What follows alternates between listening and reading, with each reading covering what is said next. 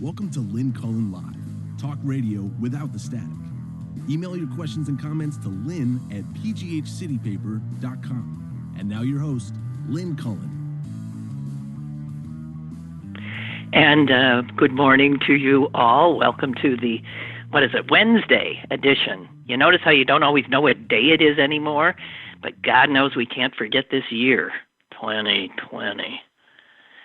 So it's a Wednesday. It's actually in April, and it's the 15th. Your taxes aren't due. Although, strangely, I am sending mine out today. Whatever. Oh, guys, I have,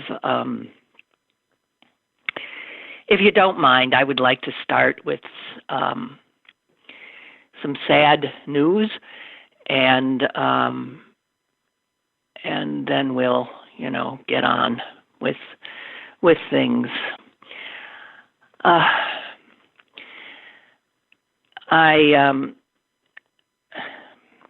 had mentioned that a friend of mine was fighting for his life in New York, and yesterday the local paper, the Pittsburgh Post Gazette, printed a piece by a former vice chancellor of the University of Pittsburgh, Robert Hill, and it was about, well, it turns out to be our common friend, Clyde Jones. I had not wanted to, say his name, speak of him, because I didn't know if his family would want it public that he was suffering so. But since the piece came out, I feel like I just need to tell you about this amazing human being who is still with us, but has been through hell with this virus. He has been hospitalized for well over 3 weeks. He has been in ICU and still is. He has been intubated. He has been in a medically induced coma, and yet he's hanging in there. And Robert Hill, who wrote the piece, found out that Clyde was stricken, as he put it, and he wrote this piece about this extraordinary man. I met Clyde through another friend, and I had just seen him in February when he returned back to Pittsburgh, where he had lived, to attend some board meetings. He remained on the board of a number of organizations and nonprofits in Pittsburgh. He was one of these people who served everywhere he went. Robert Hill, who wrote the piece, fills in parts of Clyde's bio that I did not know about. He was not one to talk about himself.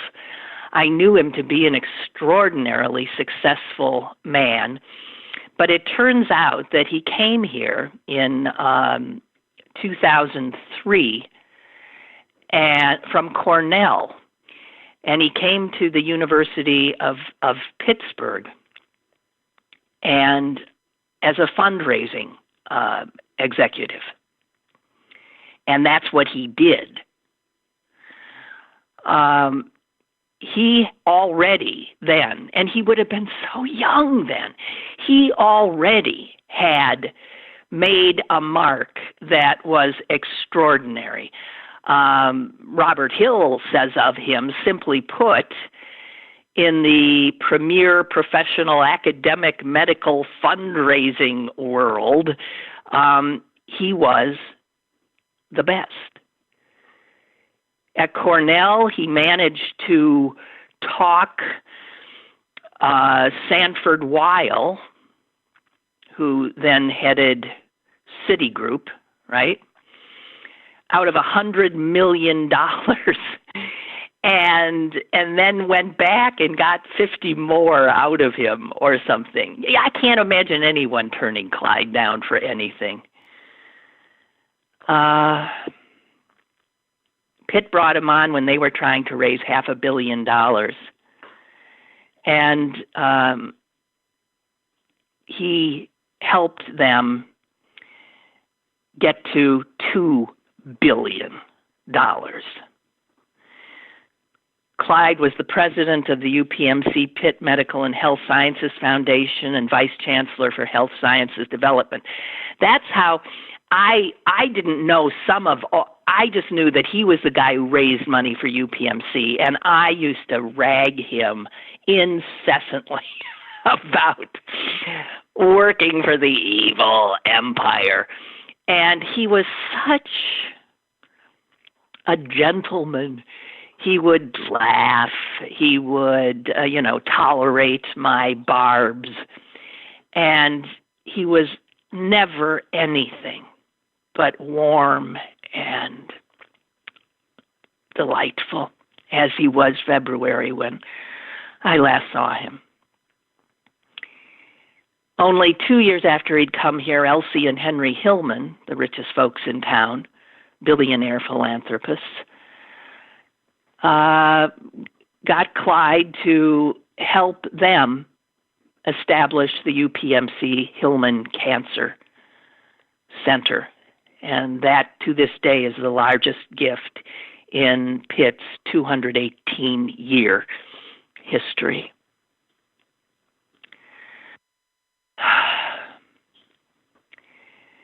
Clyde got stolen away from us 5 years ago by the Metropolitan Museum of Art in New York.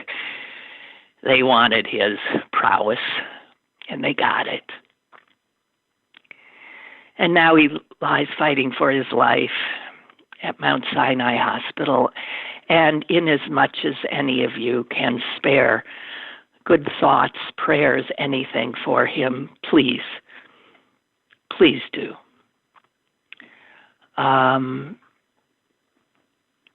Clyde, although it's not important, was the most robust-looking, handsome man.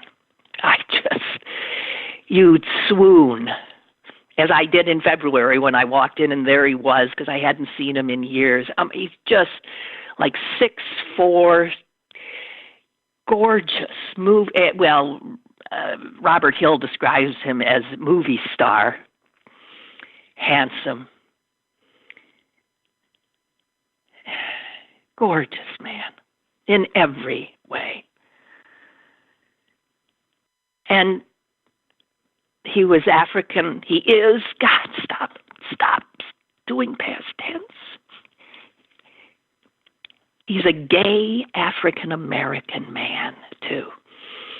Nothing stood in the way of his extraordinary success and contribution. And as Robert Hill points out, he has done so much to raise funds for hospitals, including ones in New York.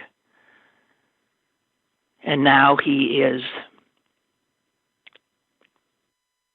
fighting for his life in New York. Robert Hill finishes his piece by saying that Clyde is a young man who has devoted his life to securing millions in resources to support healthcare systems, both in New York and Pittsburgh. Everyone in both cities who knows him and cares about him, which is everybody who knows him, passionately cheer for his speedy and full recovery. Not a day has gone by that he has not been in my thoughts. And I also want to note the passing of my friend Nancy Polinsky's parents, who died within hours of each other of this plague. I had seen Nancy a week ago while I was out walking my dog. We happened upon each other. I asked how she was, and she started to say fine, but then broke down and said, my dad is in the hospital and he's not expected to make it. And I said, oh my God. And what was killing her is that he was alone and that her mom couldn't get to him and she couldn't get to him and be with him. And then I said, well, how is your mother? And she said, Mom's tested negative, thank God. And then I got the news from our synagogue yesterday. Her mom was hospitalized as well, her bed placed in the same room with her husband. And there they were together as they'd been in life for 60 plus years.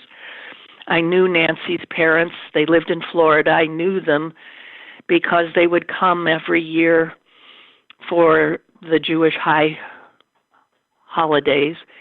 And Nancy would always put on this big spread for friends to break the fast of Yom Kippur, and we would all go over there and have such a wonderful time. Her parents were wonderful, wonderful people.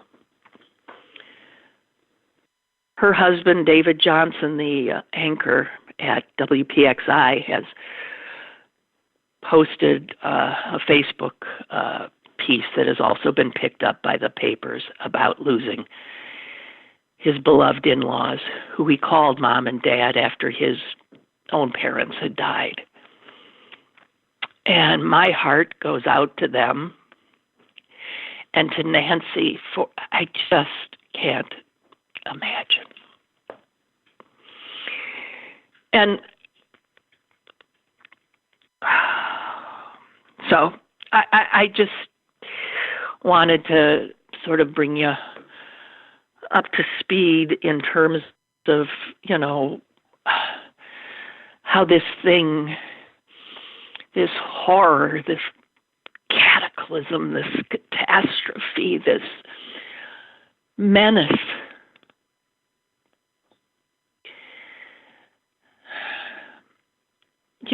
touches us in ways that are, just close to unbearable. And my family has not been touched, but my friends and their families have already. And I hope to hell that somehow we figure out how to beat back this scourge.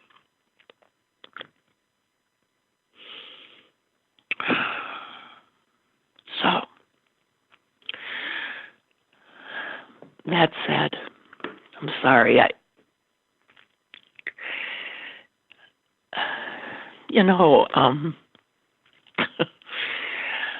It's so hard. It's just so hard. Okay. I'll try to move on here. I'm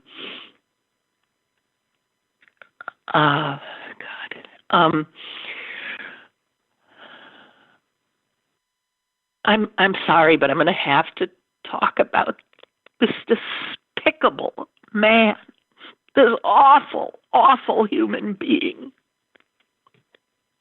While so many wondrous people are being brought down, and he, with his incompetence and selfishness and ability to only care for himself, his indolence in office, has easily resulted in the deaths of thousands and thousands of people in a country that he swore to protect.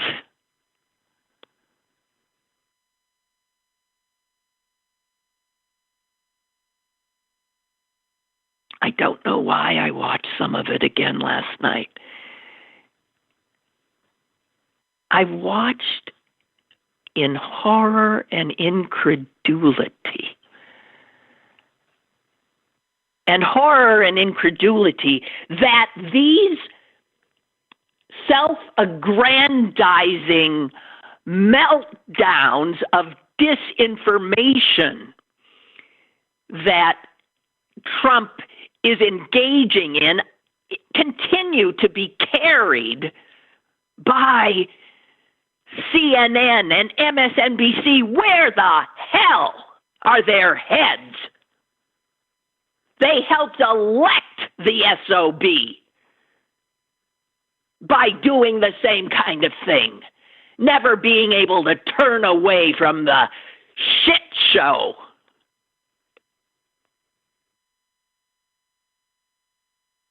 There is no excuse now.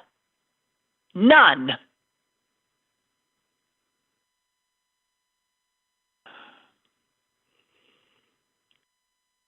Unbelievably, in the midst of this horrific pandemic, which will kill millions of people around the globe, he yanks our funding for the World Health Organization because he's trying to blame them now for being late out of the gate about it, for credulously believing China. When, as with so much of what comes out of this monster's mouth, is mere projection, because he was the one late out of the gate. He was the one extolling China's pandemic response. And now he's decided it was the WHO's fault. And he's taking $500 million+ out of their hands when they have never been more in need.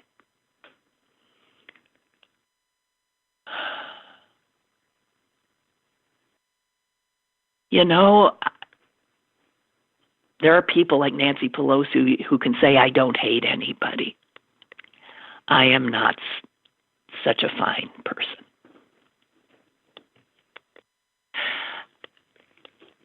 I hate this man. I hate him with a fervor that is killing me.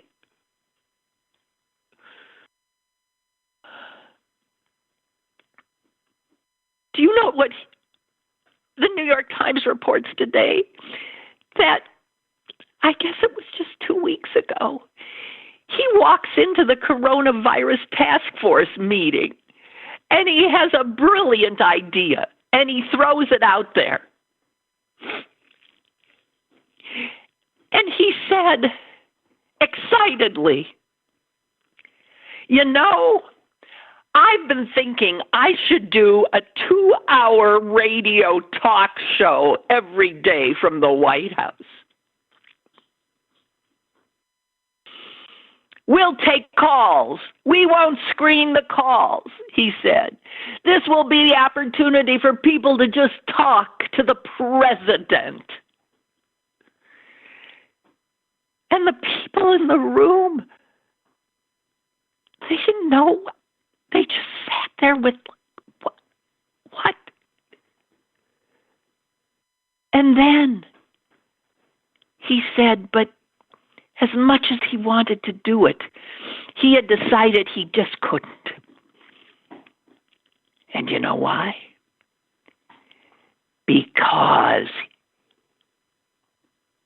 he thought it would hurt his friend Rush Limbaugh's ratings.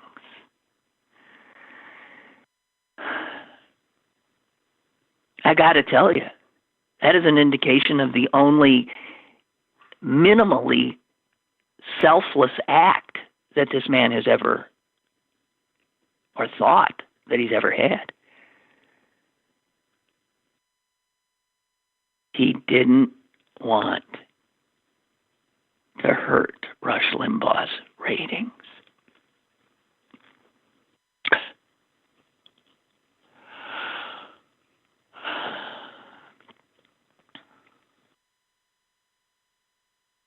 I don't know what we're to do when we are so ill-served, not just by our elected officials, but by these cable networks who continue to carry this drivel. You know, C-SPAN carries it. And CNN and MSNBC can certainly have reporters that follow, that even attend, that ask questions, and then report back to us any true information that results from this horror show.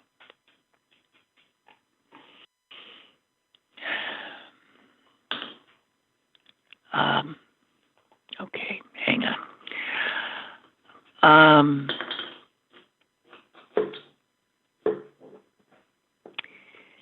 Yes, Barbara points out that Nancy Polinsky, you see on WQED, she does, and her mom was on, wasn't she?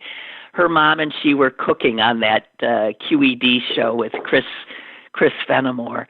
Nancy does.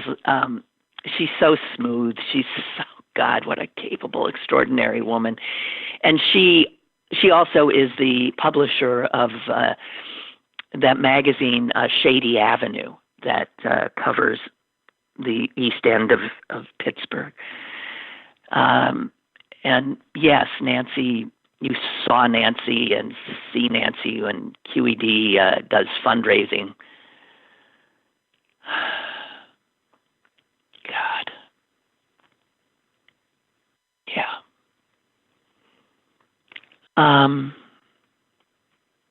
So this is a riot. Can I this is so funny. This is from Father Joseph? Are you really a priest? Father Joseph. Lynn, I didn't know you were still on the air.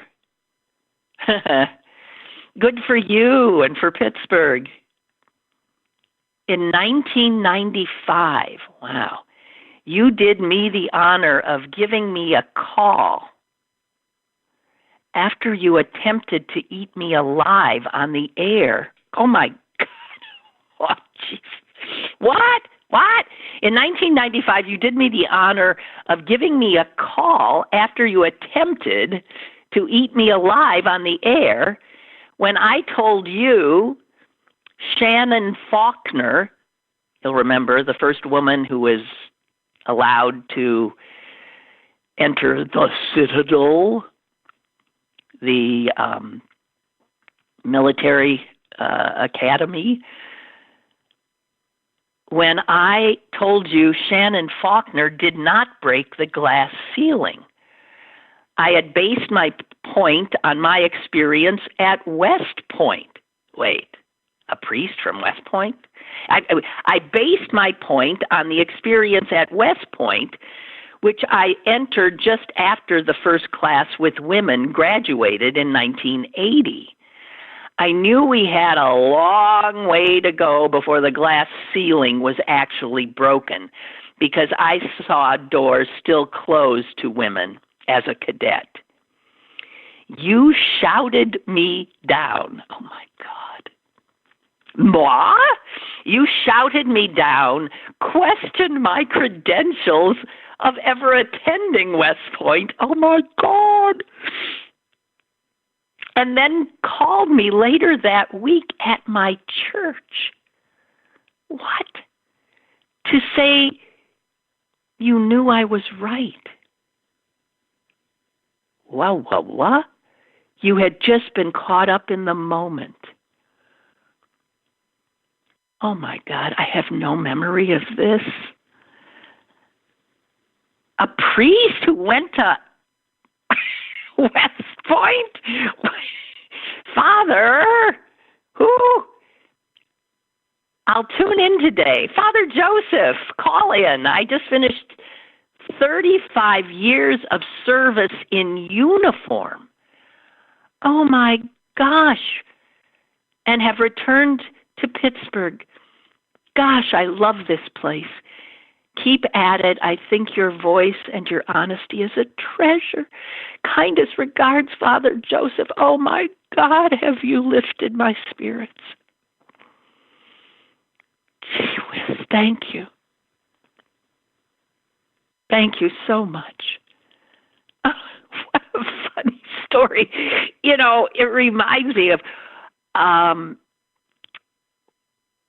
Tony Norman, the columnist for the Post Gazette, once did a piece on me. I think it was when I lost my job, when WTAE radio went to a sports format, and he wrote an appreciation of my work. And he said, and I remember taking umbrage at the time, he said that Lynn argues and screams at people who are agreeing with her. And I thought, I do not. And your email here it makes me think of that. Oh my God.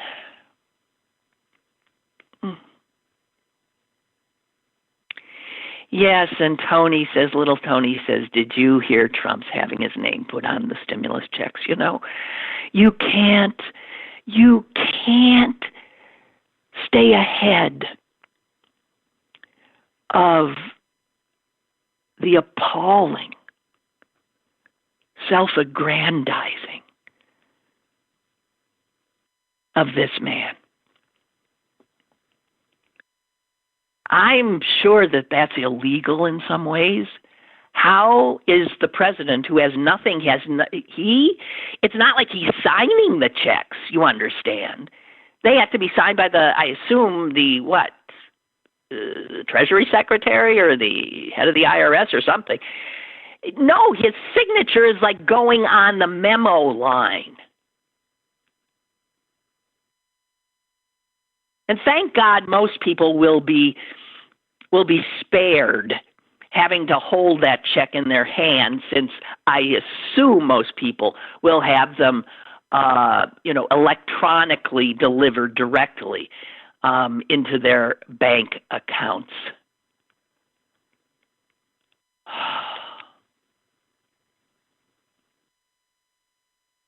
And by decreeing that his name will be on those checks, he's holding up the dispersal of the checks for people who are in desperate need.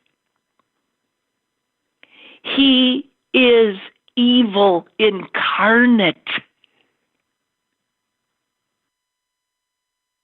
Pictures of the devil should no longer, be with the red cape and the horns on his head and the whatever. It should be Donald Trump, because I cannot think of a more satanic being.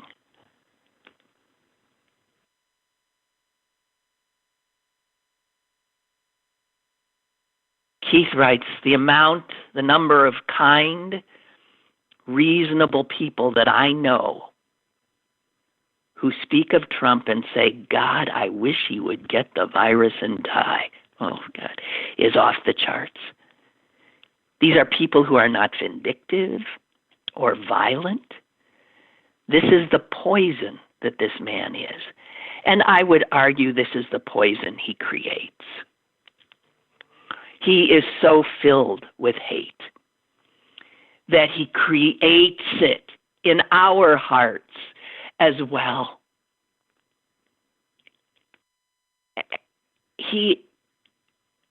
It's extraordinary.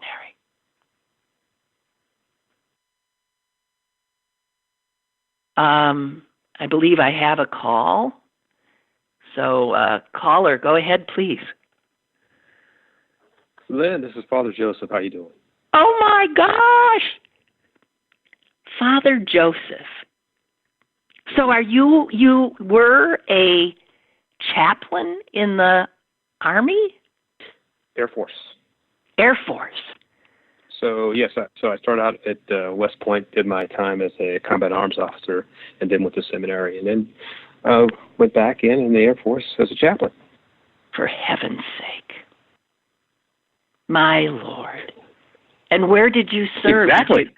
I'm sorry. You know, now that I've been let loose on the internet where the FCC can't get me, I'm sorry, Father, but I must confess, I have a foul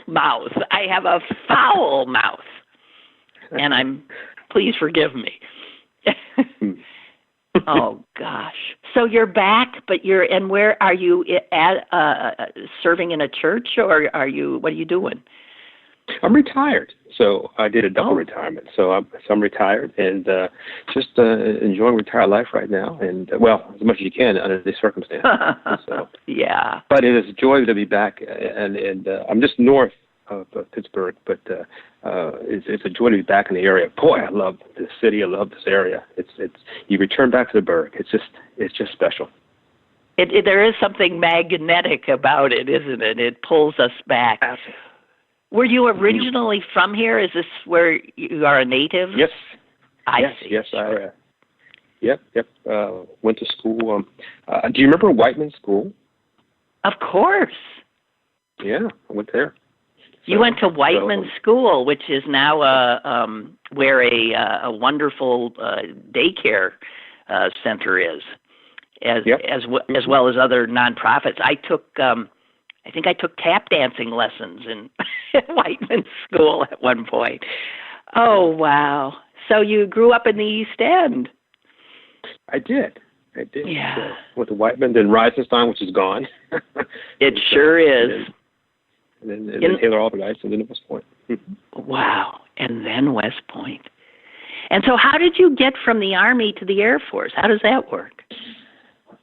So while I was doing my job as a combat arms officer, I was also active with the local chapel, doing Sunday school and things like that, and really felt that's what I really needed to be doing. So I looked at it and really thought,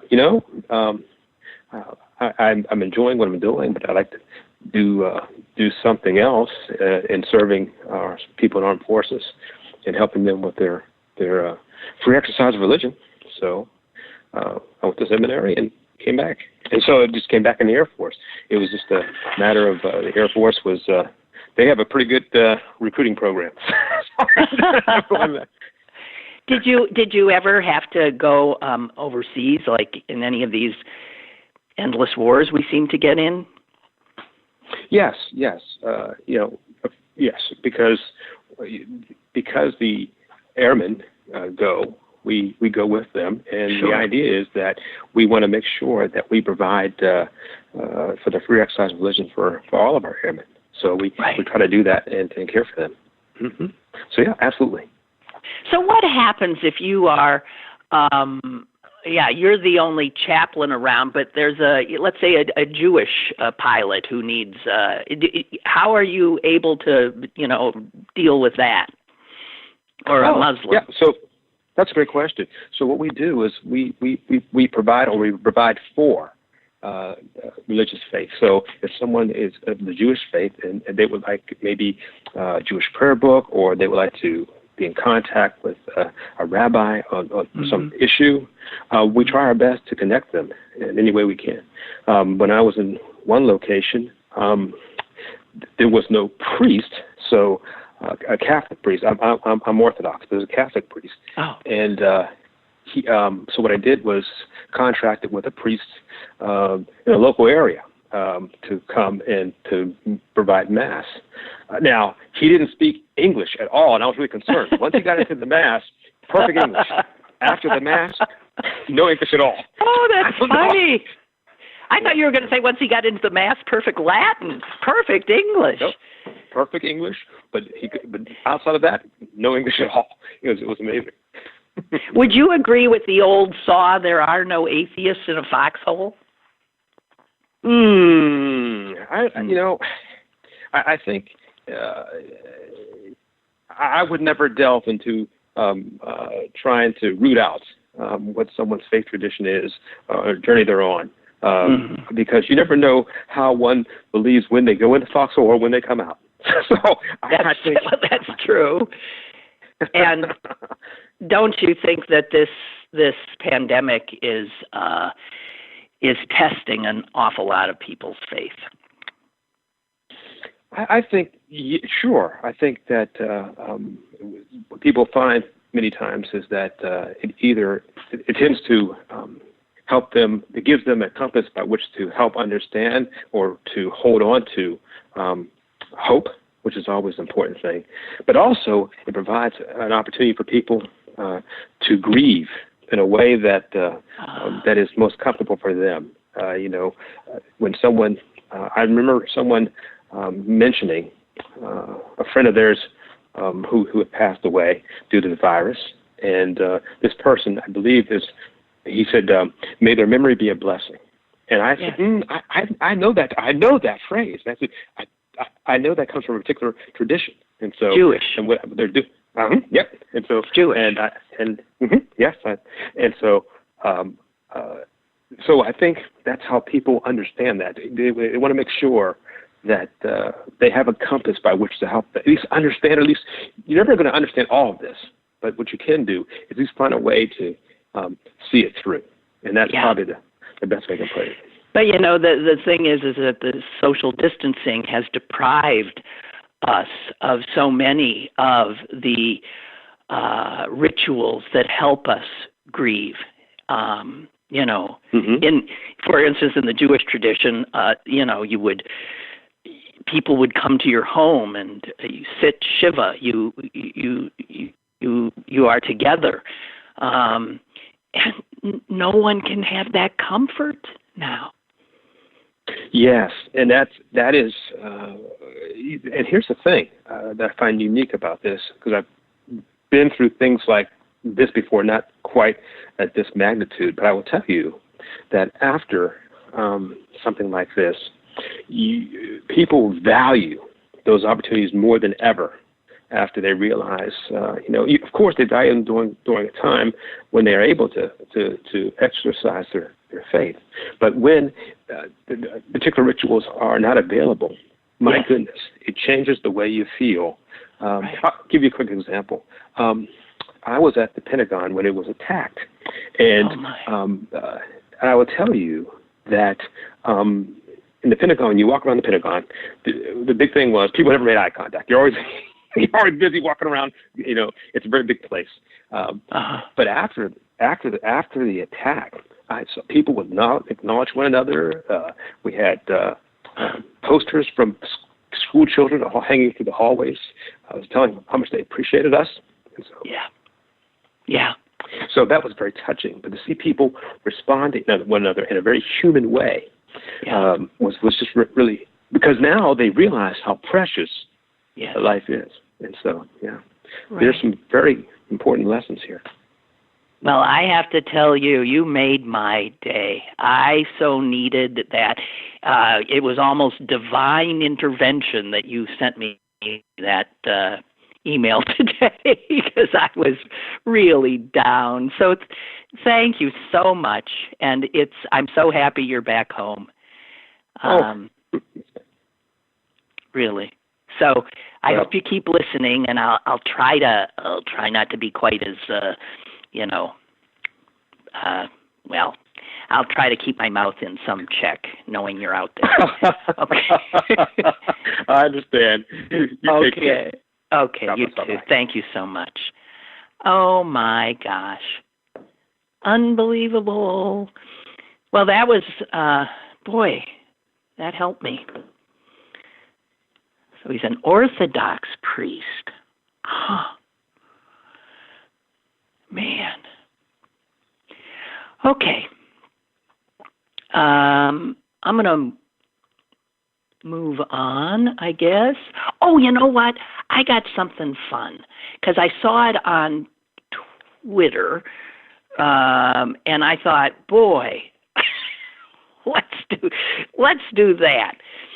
Someone tweeted, "Hey, give me a word that would make a great baby name if you didn't know what that word meant." And the person who tweeted it said, like, omelet. So, what a pretty sound, omelet. And you can see how, we got a beautiful little baby girl, we're naming her Omelet. But you don't, because you think omelet.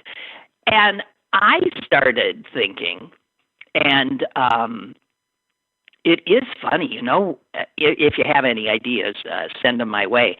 But I found myself, and maybe it's because of Corona,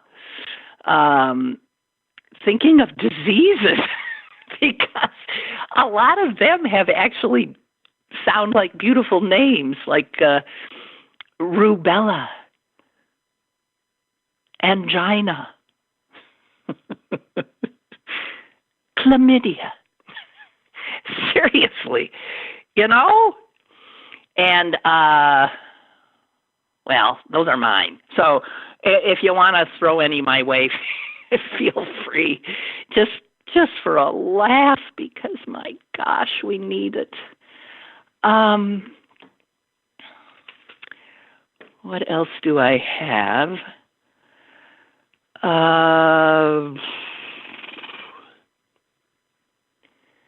Yeah, I also had this thought, and I have two thoughts. Sometimes there's even three in the course of a day, but there are two that have occurred in the recent past that my failing memory can reach. And one was that never before have we been more in need of information, of newspapers, right? Never more has journalism been essential. And like so much in this horror, exactly when we have never been in more need of journalism, we're losing journalism. Papers going under. Journalists being laid off. And it is like what I was talking about with the father, that, with so many of us visited with death now, and yet we cannot access the very things that give us some balm, some that help us heal. Exactly the time when we need to hold each other. We cannot hold each other. The very time when you need to hug someone to say, I love you. If you love them, you will not hug them. The ugliness of this plague is just breathtaking to me.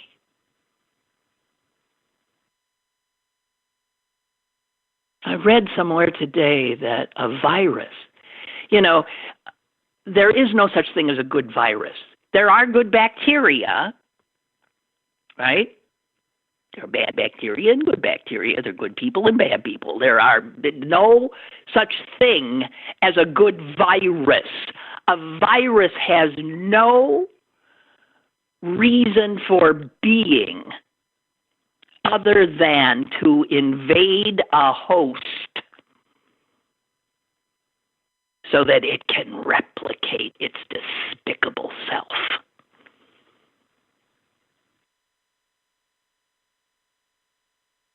And that brings me to this other thought I had. But a virus is part of the natural world, right? It's part of this world. Here it is, and has always been, these viruses. Just like everybody else out here looking for a way to survive. And as I watched the horror of destruction of those tornadoes a few days ago,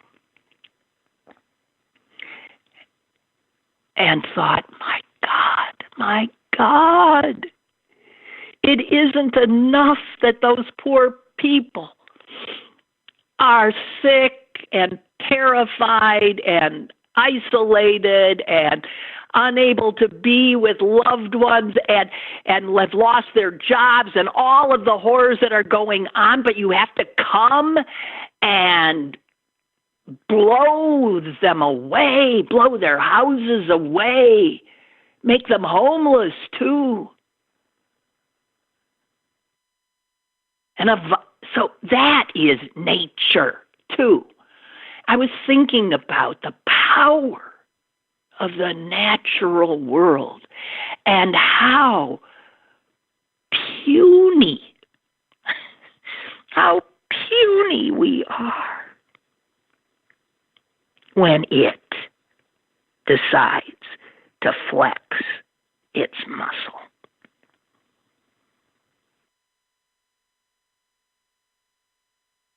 From the horror of a huge F5 tornado barreling at you to the microscopic death deliverer of a virus, right? Who the heck do we think we are? We're nothing. Nature will be here long after us. And you see how we despoil nature. Now with the blue skies over LA and New Delhi, you see how quickly nature says, where'd they all go, these destructive jerks? Where are they? Look at the air, it's blue. Look, they're not, oh my gosh. And you've seen the pictures of animals roaming into cities and saying, where the heck are they? The bears in Yosemite, the wildlife all over saying, why do I feel so much safer now? So much freer? Why does the world seem better?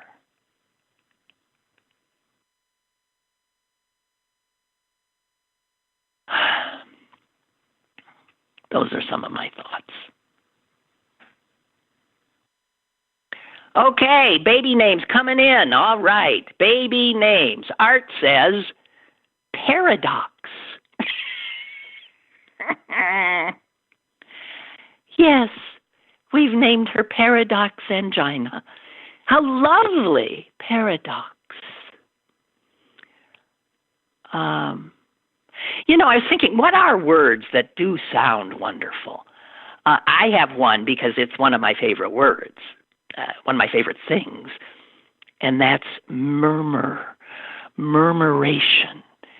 A murmuration is that when birds by the, tens of thousands get together in the sky and create those undulating, wondrous natural works of art as they fly together in some. Who knows how that works? That is a murmuration. Bill suggests chlamydia.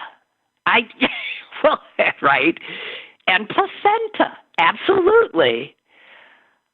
And here are our daughters, chlamydia and placenta. Actually, I did hear that a Indian couple who had twins born in the last few weeks did name them Corona and COVID. Dear Lord.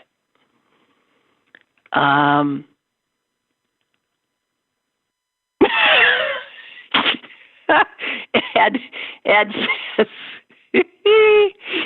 a woman on a bus in New York City was yelling at her child and was calling him spatula.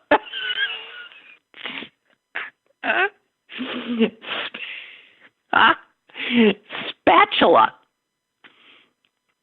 Oh my God. Right. Here's one. I used to work for a woman named Candida. I swear on my entire life she went by Candy. Well, sure she did. Don't swear on your life. Jonathan says, all right, diseases. Here's some buttes. Malaria. That would be a nice one. That's a very pretty one. Oh, this is a good one because you got us out of the ending in A stuff because that, ladle. I mean, speaking of kitchen utensils, we had spatula just a moment ago.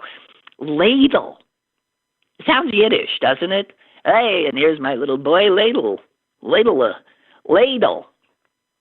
Duvet. Aw, this is cute. Bobbin. Shady. Oh, I love it. And Jonathan also brings us follicle. And of course, you would call follicle folly. David says, I knew a woman who was a nurse in the delivery ward at the hospitals, and some little teenage girl came in, had a baby, and insisted on naming it meconium because she had heard the word and thought it was beautiful and insisted that be her kid's name. My friend said, no, you don't want to name her that. But the girl insisted. And finally, the nurse showed her the definition, which I did not know. Meconium is the word for newborn baby poop.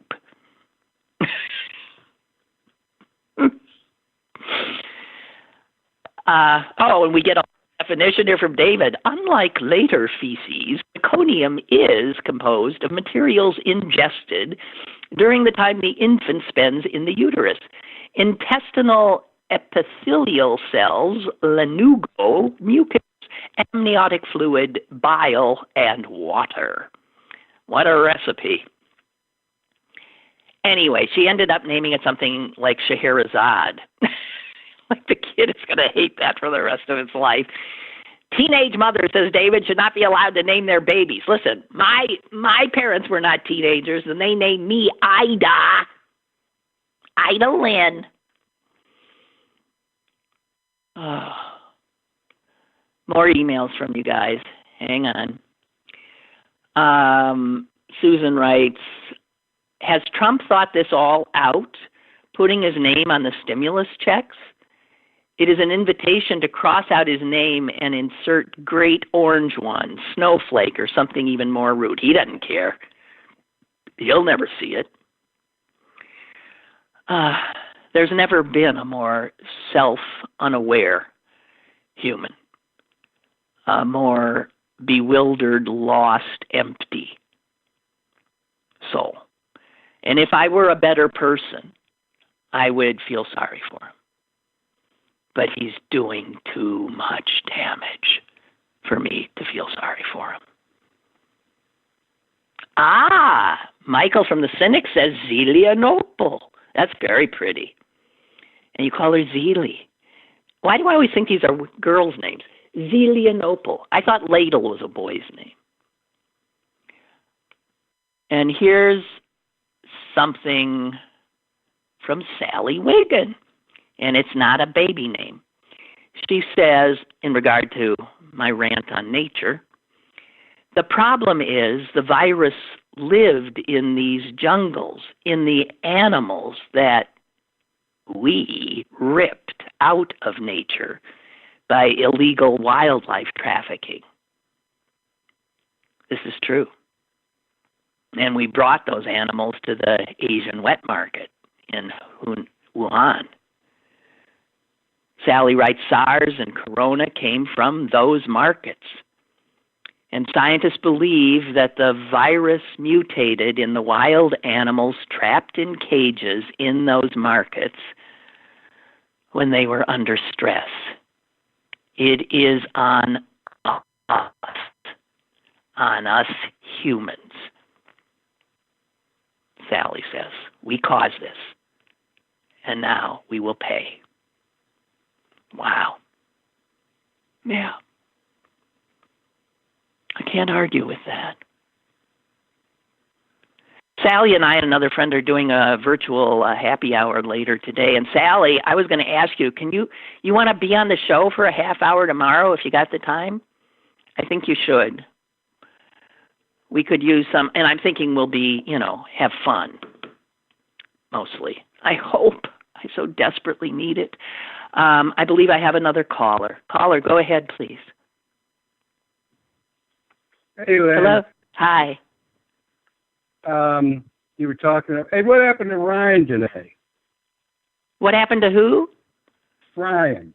Oh, Ryan. Well, these are strange times, and I thought that what we will do is if there's a specific something that is anyone on City Paper wants to, I'm leaving it up to the editor, Lisa Cunningham, to let us know if there's something from the paper that we could use. I mean, so I went beyond Ryan, okay? And I didn't hear from her this week. I think she's sort of busy.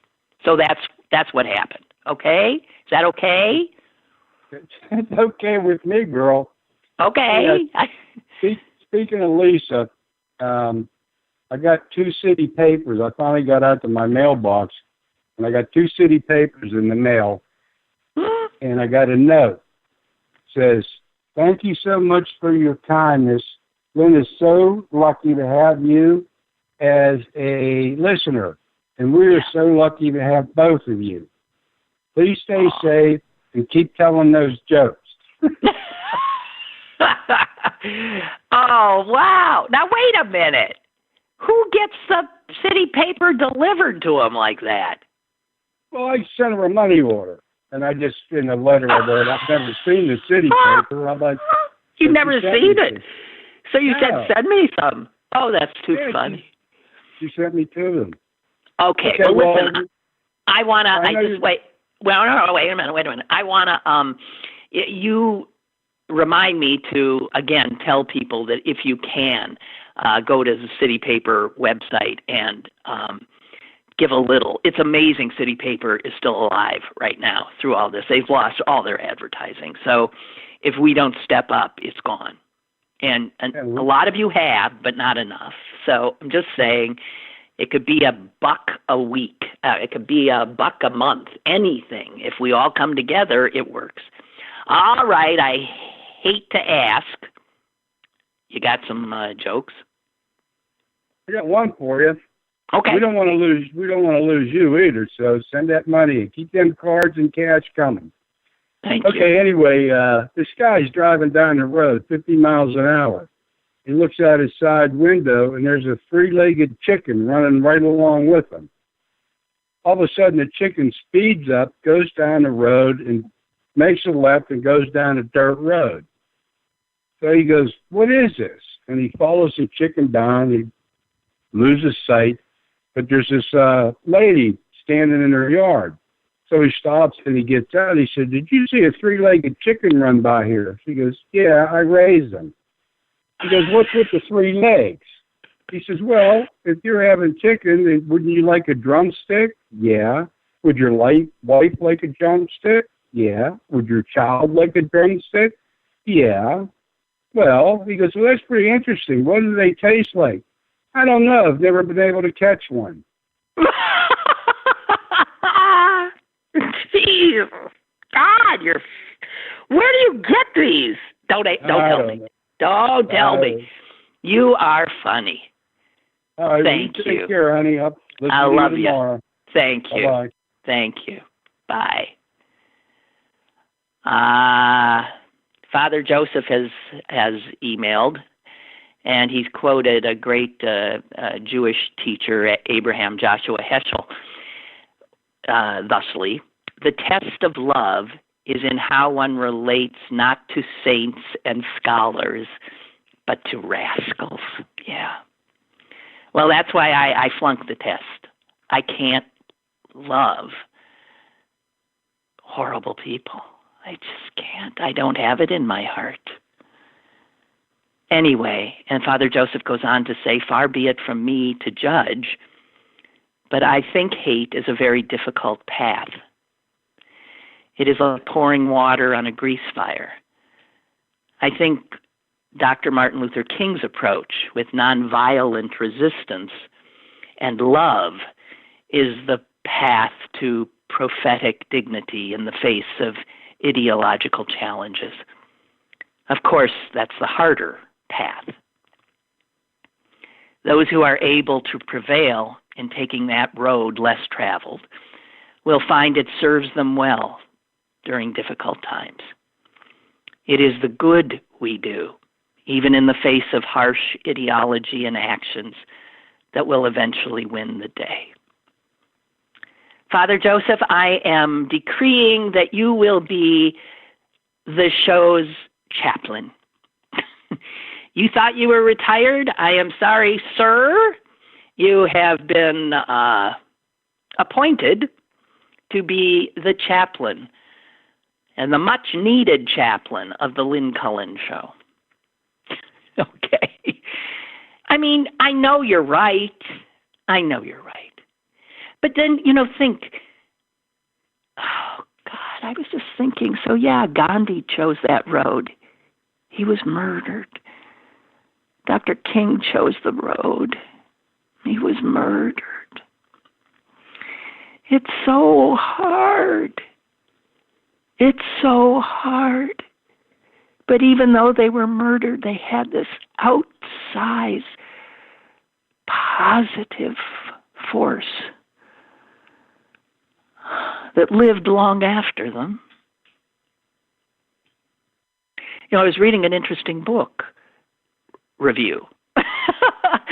I read book reviews, and then you get an essence of something, and you can spout off something, and you haven't really had to read the whole book. But it's a book that's been written about Dr. King and Malcolm X, and how seemingly they only met once. By the way, seemingly they are so disparate in their approaches. Malcolm X being the flamethrower, and Dr. King being the nonviolent peacemaker. But in the book, the author talks about how toward the end, both being assassinated, toward the end of their days, they were both moving closer to where the other had been. Dr. King was, not that he was no longer nonviolent, but he was getting more radical when he was killed. And Malcolm X was going the other direction, losing some of his rage and moving toward a sense of humanity as a whole. And I don't know. There's so much to know in this world. Sally says, absolutely, I'll join you. And by the way, MSNBC does cut away from him now and fact checks, but they have to make an effort to serve all people, I guess. No, they don't. C-SPAN can do it. And they don't cut away soon enough. And CNN keeps going back and forth and back and forth. And Wolf Blitzer will say, oh, the president is speaking again. Let's go back and see what he's saying. And then it's just blah, blah, blah, blather, me. And they stay there with this crap. Okay, I'm just clearing out my emails here. The Allegheny County Health Department has released their latest, their daily update. 904 positive cases in Allegheny County, 146 hospitalizations, and 26 deaths.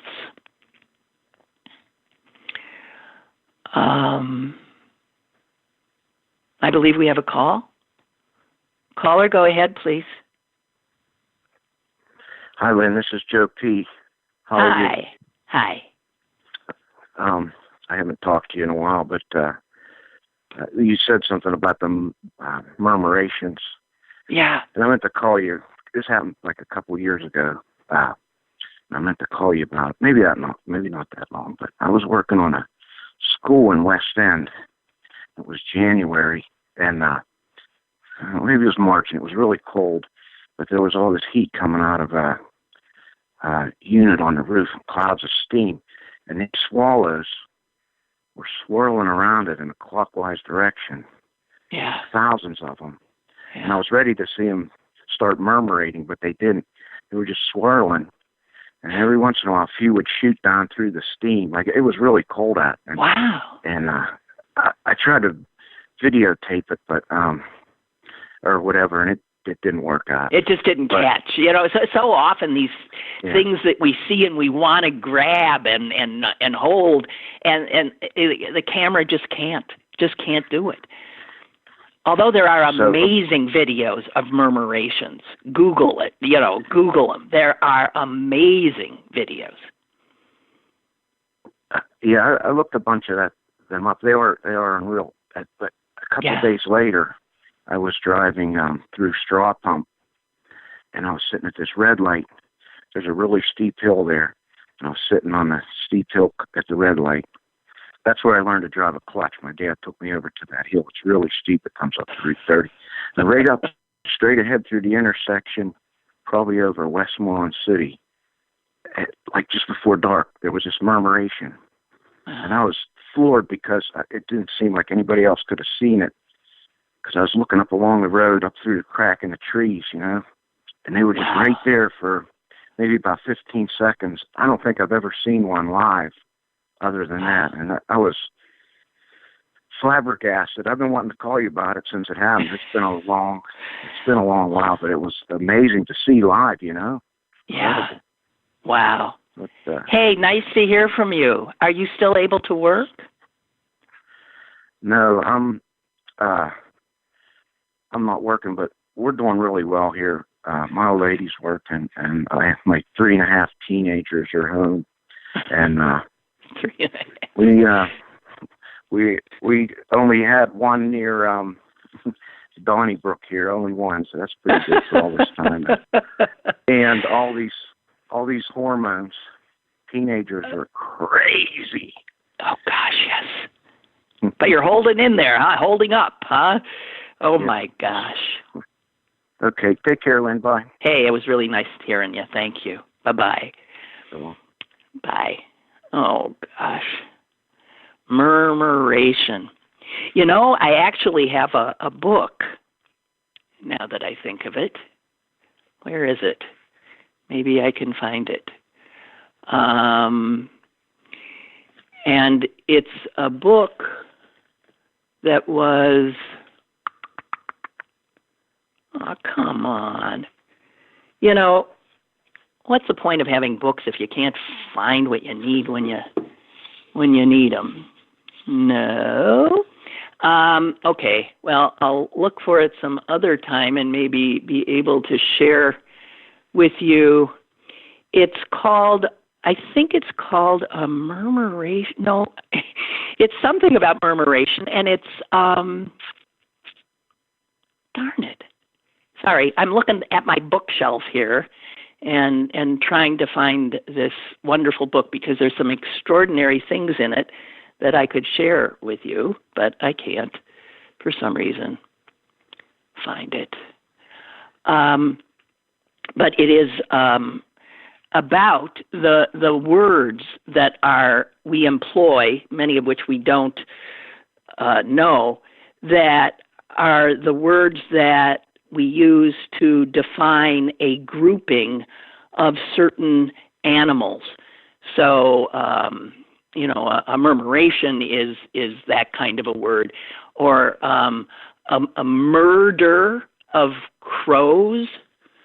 And then there's, why can't I swear to God I saw it just the other day. And amazingly, it was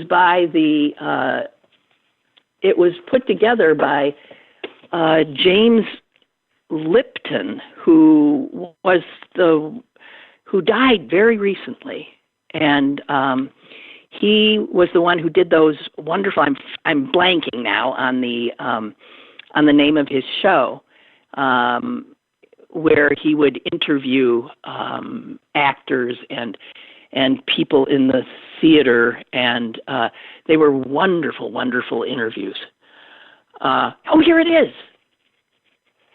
And, the book is called, oh my God, An Exaltation of Larks. Can you imagine? Who came up with that? Is that not perfect? An exaltation of larks. Well, okay, I'm not going to. A leash of greyhounds. There's a million of them here. And that's where we get things like, a den of thieves, a can of worms. I guess he goes into more than, he's just doing a leap of leopards, a parliament of owls. Oh, get this one. Is this not the greatest? An ostentation of peacocks.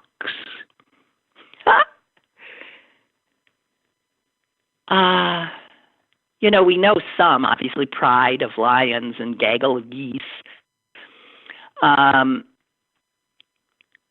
So this book pulls together, I guess, all of these terms that that talk. I can't think because I'm trying to read at the same time. Oh my gosh! Get this. Think of runway models. And now, what would you call a group of runway models? I love this. A slouch of models.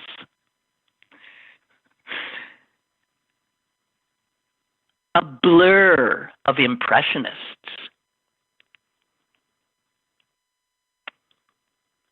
Oh, wow. So this is, apparently in this book there are over 1,000 resurrected or newly created contributions to these words that define,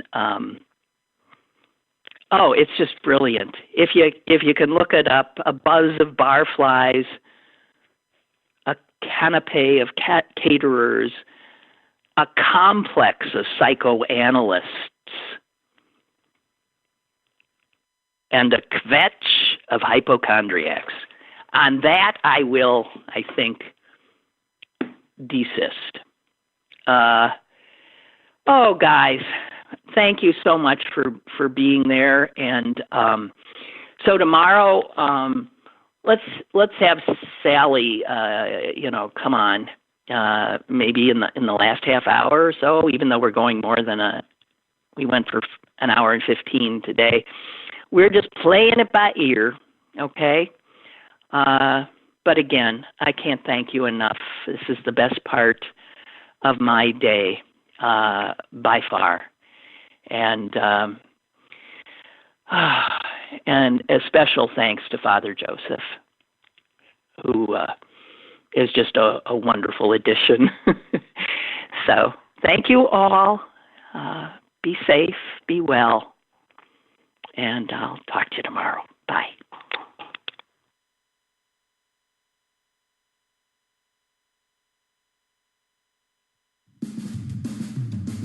Lynn Cullen Live, Monday through Friday from 10 a.m. to 11 a.m. and archived at pghcitypaper.com. The opinions expressed on Lynn Cullen Live are those of the host and do not necessarily reflect the viewpoints of Pittsburgh City Paper or its advertisers.